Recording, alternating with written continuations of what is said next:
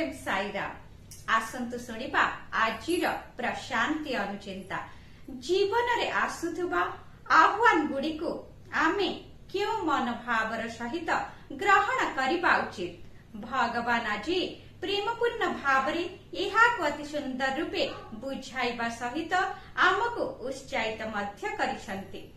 अन्य माने जहा कुहंतु ना काहींकी जहा करंतु ना काहींकी भगवान का उपरे दृढ़ विश्वास रख। केवल उत्तम व्यक्ति माने सेमानंक मार्गरे प्रतिबंधकर सम्मुखीन होइथांती। जहा मध्य हेउछि ताहा तुम पई तुमर भल पई ही हेउछि।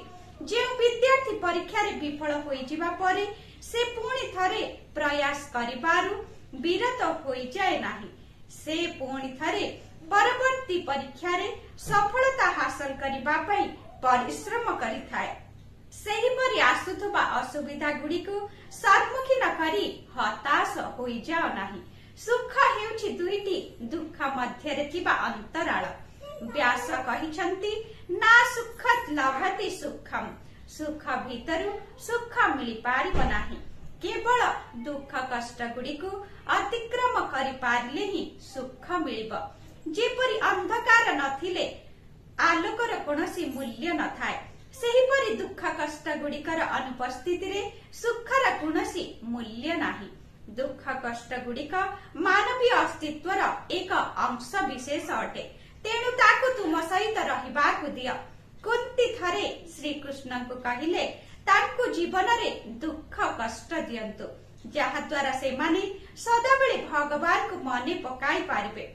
से कहिले मोर स्वामी पंडु जीवित थिबा समय मु तुमको क्वचित मने पकाउथिली कारण सेतबेले मु भोग विलास भितरे बुड़ी रहिथिली।